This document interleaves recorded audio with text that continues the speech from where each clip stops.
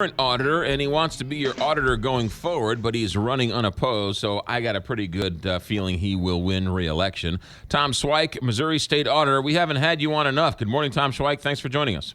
Good morning, McGraw. Great to be with you again. Let's first talk about Governor Nixon. You think he has violated the Constitution by withholding some of the money from some recent budgets? Yeah, under the Missouri Constitution, the legislature appropriates the money. The governor can sign it into law or veto it.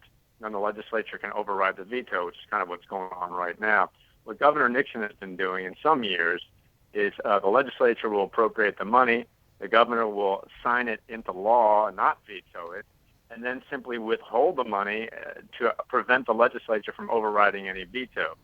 Under the Missouri Constitution, you can only withhold money when your revenues are below the estimates upon which the budget was based. And that makes sense because if you don't have the money, you got to withhold some of the programs. But under Missouri law, it's very clear that if your revenues are coming in above the estimates upon which the budget was based, there's no reason to withhold the money because you've got it.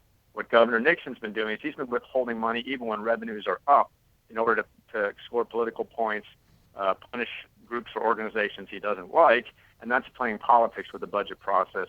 It's a clear violation of the Missouri Constitution. And that's what our audit showed a few days ago. Who would then call that into question? Would it be the Attorney General? Would it be the legislature? If somebody wanted to make a state case out of it, where would they go? Well, I think if you've had your money withheld and it was not restored during the fiscal year, the Supreme Court has made it clear then you would have standing to file some sort of legal action. What we're trying to do, though, is just point out the problem and hope that the governor gets it and starts acting within his constitutional authority. Gotcha. All right. Also, you have released a audit here that you have identified 28 different public officials, and you found them stealing money from the state?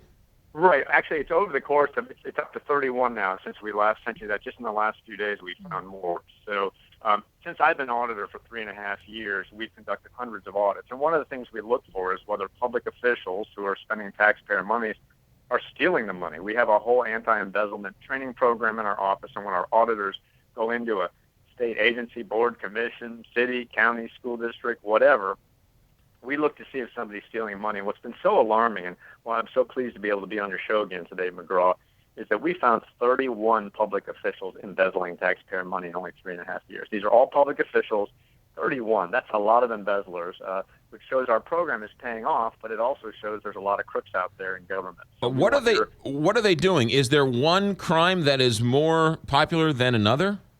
There's a variety of schemes that they have. The most popular one was like with the Schuyler County Collector. Schuyler County is up in northern Missouri. The Schuyler County Collector was collecting the tax money mostly from farmers who pay in cash, and she was pocketing the cash, $568,000 worth of the cash, and then marking the farmers delinquent on the tax book, but she would keep the tax book in a safe so no one could see that they were delinquent. That was her scheme. Other situations, for example, you have court clerks that have been reducing fines but collecting the whole fine from the person who owed the money, and then the records show the fine was reduced from $500 to $250, and the clerk pockets the other $250. And there's a whole variety of schemes that our auditors, we have 120 people across the state, are trained to spot. But what's so alarming, McGraw, is this is on the rise. I mean, 31, these are public officials. These are people, most of them elected, some of them appointed. They're just stealing cash now, and it's becoming very common. And I hope your listeners, if they know anybody who's working in the public sector who's stealing money, that they'll call our hotline and report it, because we want to catch these people. Is this through an audit, or do you guys get tipped off, like how you're asking us if anyone knows? Kelly? Yes, it is. Hi, Tom. Hi, Kelly. It's both ways. We have a hotline. Sometimes people call the hotline and we get a tip. Sometimes, for example, in Cole County, the judges became suspicious of the clerks. They looked into some of the books, and it looked to them like some money was missing. So they called us and said, hey, we come in here and see if these people are really stealing money. And it turned out the two clerks right underneath the noses of the judge and the prosecutors had stolen $15,000. So it's both. It's both tips, and sometimes we discover it on our own. So is there a place to go to see all of these 31 public officials, many of them elected, to go see who they are? Yeah, I mean, you can go on www.auditor.mo.gov, the state auditor's website, and we have all that information up there. And we also have a hotline. Can I give out the hotline? Sure, go ahead. Knows of an official like this? Sure. It's 800-347-8255. 8597. If you know a public official that's stealing money, please call our line. You have total confidentiality. We don't reveal your name unless you want it revealed. Under state law, we can keep that confidential, and we can go in there and get the criminals. 1-800-347-8597. Right. Okay. One more question while we have you here, Tom Schweich, auditor. Sure. And that is, over the last couple of weeks, has been called into question the fact that some of these small towns in North County, as well as other places, survive on tickets and revenue from tickets and speeding and traffic violations and all that. And there is a state law that says you're only allowed to have X amount of dollars raised through your town through these tickets. But it seems like a lot of these towns are breaking that law and taking a lot more money. Is there anything in your plans to investigate these towns that are taking these ticket violations and using them to run their towns? Yes, it's a really good question, McGraw. I had a meeting about that in my office in Jefferson City yesterday.